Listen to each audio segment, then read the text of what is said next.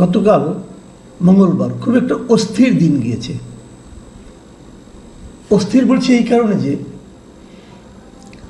উত্তরায় মাইলস্টোন কলেজের ওপর প্রশিক্ষণ যুদ্ধ বিমান সেটা যে বিধ্বস্ত হয়ে পড়ল, সেটাতে আসলে কত লোক মারা গিয়েছে এটা নিয়ে অস্থিরতা। ছাত্র এবং অভিভাবকদের পক্ষ থেকে অভিযোগ ছিল যে মৃতের সংখ্যা গোপন করা হচ্ছে, কমিয়ে দেখানো হচ্ছে। এ নিয়ে তারা ক্ষোভ প্রকাশ করেছে, বিক্ষোভ করেছে। মাইলস্টোন কলেজে দুজন উপদেষ্টা গিয়েছিলেন, প্রধান উপদেষ্টা, প্রেস সেক্রেটারি গিয়েছিলেন, তাদেরকে তারা ঘেরাও করেছে, 6 দফা দাবি দিয়েছে এবং 6 দফা দাবির মধ্যে 1 নম্বর দফায় ছিল যে নিহত এবং আহতদের প্রকৃত সংখ্যা, নাম, ঠিকানা এগুলো প্রকাশ করতে হবে।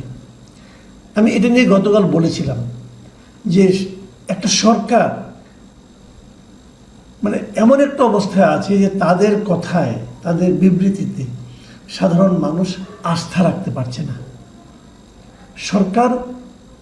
সরকারকে নিয়ে মানুষের মধ্যে এক ধরনের অবিশ্বাস তৈরি হয়েছে।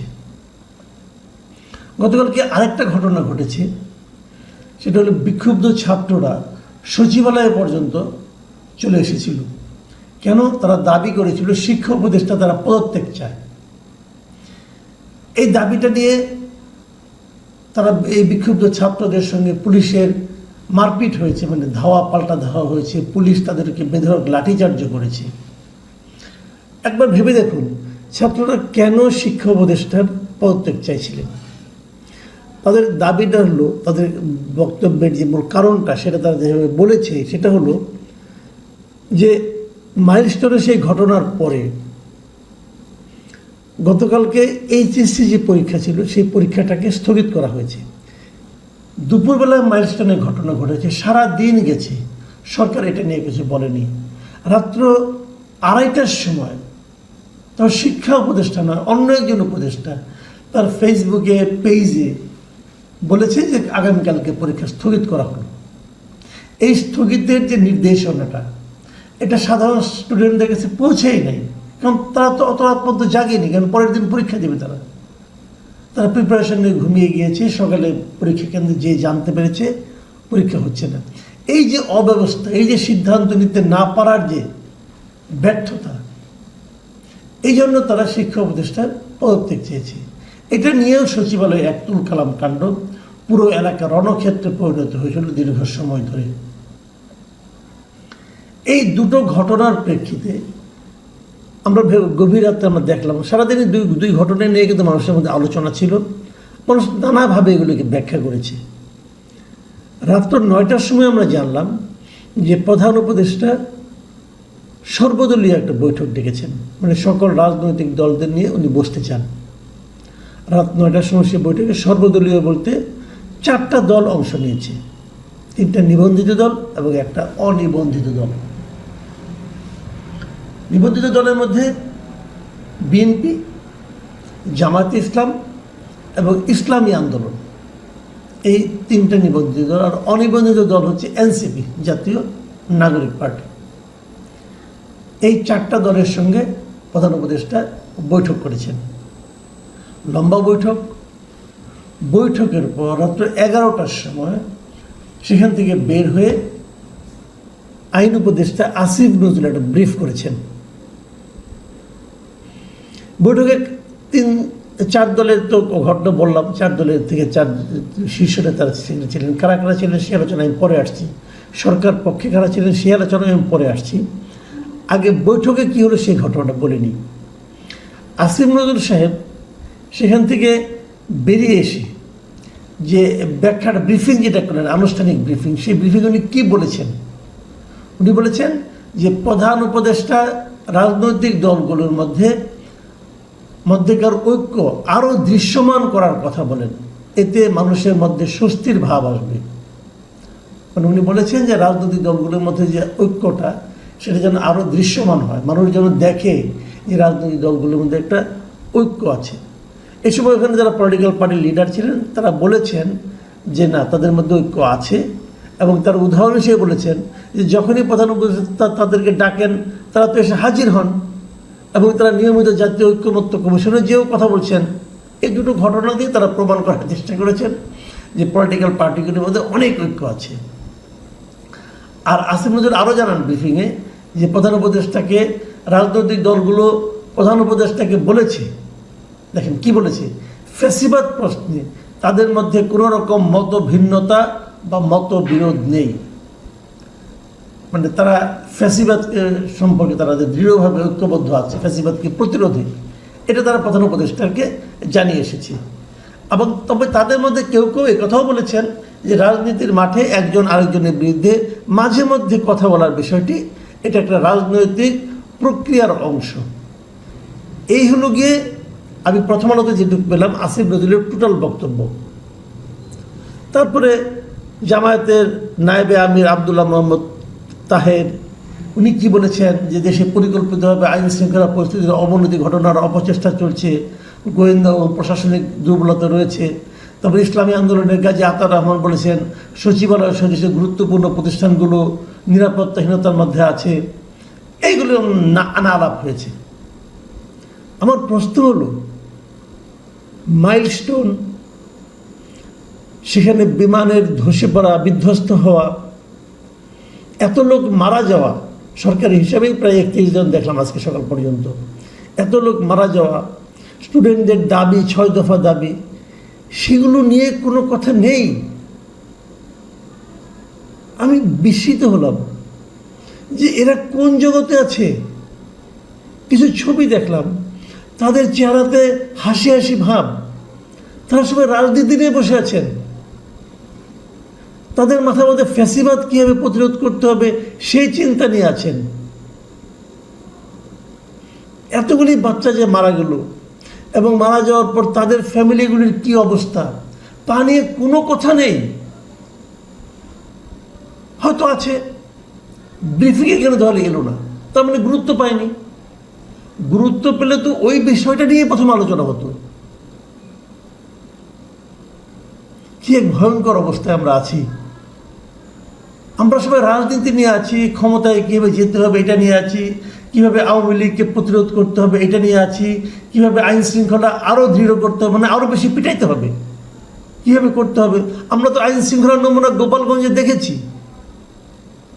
আইন শৃঙ্খলা মানে একটা বিশেষ দলের লোকজনকে প্রোটেকশন দেওয়া, এই তো দেখলাম আমরা আইন শৃঙ্খলা মানে। তারা এইগুলি নিয়ে আছেন এখন পর্যন্ত। ছাত্ররা দাবি করেছেন শিক্ষা উপদেষ্টা পদত্যাগ করতে। শিক্ষা উপদেষ্টারা আর কত ব্যর্থতার প্রমাণ দেওয়ার পর তার পদত্যাগের দাবি উঠতে পারে? এই পদত্যাগের দাবিটা কি অন্যায়? এই ভদ্রলোক একসময় বিশ্ববিদ্যালয়ের শিক্ষক ছিলেন, ওনার মধ্যে যদি মিনিমাম আত্মসম্মান থাকতো উনি তো নিজের থেকেই পদত্যাগ করতেন। রাত্র 2:30টার সময় পরের দিন সকালে অনুষ্ঠিতব্য পরীক্ষা স্থগিত, এটা পৃথিবীতে কখনো শুনেছেন? এই ঘোষণা আসে রাত্র 2:30টায়। এই সিআর আবরার, এটা পৃথিবীতে কখনো শুনেছেন? এই ঘোষণা আসে রাত্র 2:30টায়। জীবনে কখনো শুনেছেন আপনারা? এখন দেখছেন এই সিআর আবরার আপনাদেরকে দেখাচ্ছেন। তারপরেও ওনার মতো যোগ্য শিক্ষা উপদেষ্টা বোধহয় আর নাই পৃথিবীতে কোনো। এই লোকের লজ্জা আছে? এইগুলো নিয়ে কোনো আলোচনা নয়। ছাত্ররা যে বিক্ষোভ দেখিয়েছে এটা নিয়ে আলোচনা, ওদেরকে কেন থামানো গেল না ওদের ব্যাপারে। এবং এটা কি যে কোনো বিক্ষোভ এখন হলেই সেটা হলো ফ্যাসিবাদের মদদে হচ্ছে, এই ধরনের কথা বলা হচ্ছে। আমি এখন একটু সাইড টক করি, মানে একটু পাশের আলাপটা করি।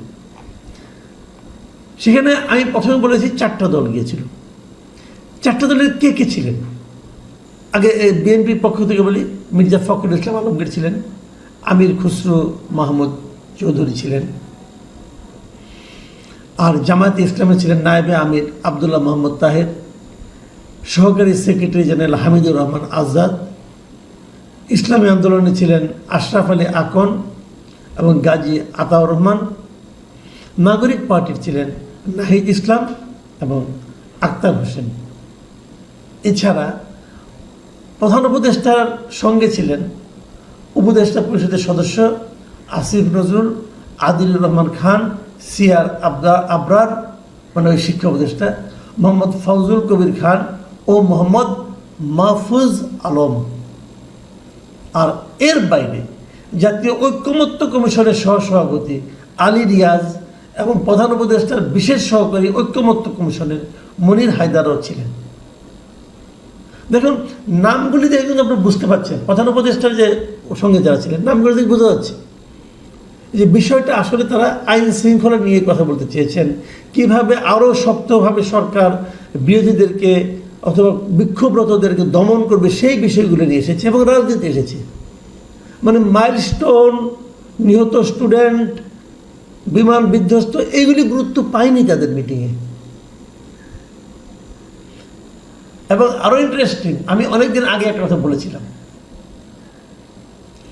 যে অনেকদিন আগে মানে জুন মাসে যখন নাকি খলিলুর রহমান 13 জুন যখন নাকি সেই তারেক রহমানের সঙ্গে ডক্টর ইউনূসের বৈঠকের এগুলি পড়ছিলেন, এবং তখন আমি বলেছিলাম যে বিএনপি যে 3 জন উপদেষ্টার ব্যাপারে আপত্তি জানিয়েছিল, বিএনপির সঙ্গে ডক্টর ইউনূসের আগামী 3টা বৈঠকে অবধারিতভাবে সেই 3 জন লোক থাকবে। এবং আমি আরও আগে এইগুলি বলেছিলাম, এবং তার আগে দেখা গেছিল প্রথম বৈঠকে আসিফ মাহমুদকে রাখা হয়েছিল, দ্বিতীয় বৈঠকে খলিলুর রহমানকে রাখা হয়েছিল, এবং গত রাতে 3য় বৈঠকে ঠিকই তারা মাহফুজ আলমকে এনে পাশে বসিয়েছে, দাঁড় করিয়েছে। বিএনপির এখান থেকে একটা শিক্ষা নেওয়া উচিত। এবং তারপর সেখানে জাতীয় ঐক্যমত্য কমিশনের 2 জন লোককে রাখা হয়েছে, এবং 2 জনই আমেরিকান নাগরিক। 2 আমেরিকান নাগরিক এখানে বসে বাংলাদেশ সম্পর্কে অনেক জ্ঞান ট্যান দিল আমাদের পলিটিক্যাল লিডারদের। আমাদের পলিটিক্যাল লিডারও সেগুলো গ্রহণ করলেন, কোনো সন্দেহ নেই। যে কথাটা বলে শেষ করবো, আরেকটা কথা বলি আপনাদেরকে। সবার পরে একটা ছবি তোলা হয়েছিল, গ্রুপ ছবি। সেই গ্রুপ ছবিটা যদি আপনারা দেখেন, আমি দেখাচ্ছি আপনাদেরকে, একবার মন দিয়ে দেখেন, খেয়াল করবেন।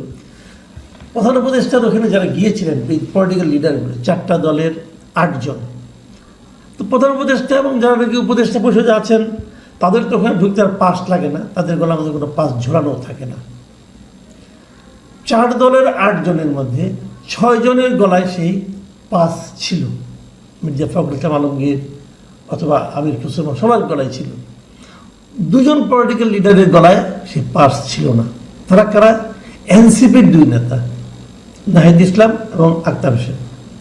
তাদের গলায় কোনো পাস ছিল না। কেন ছিল না? তাদের কি ওখানে ঢুকতে পাস লাগে না?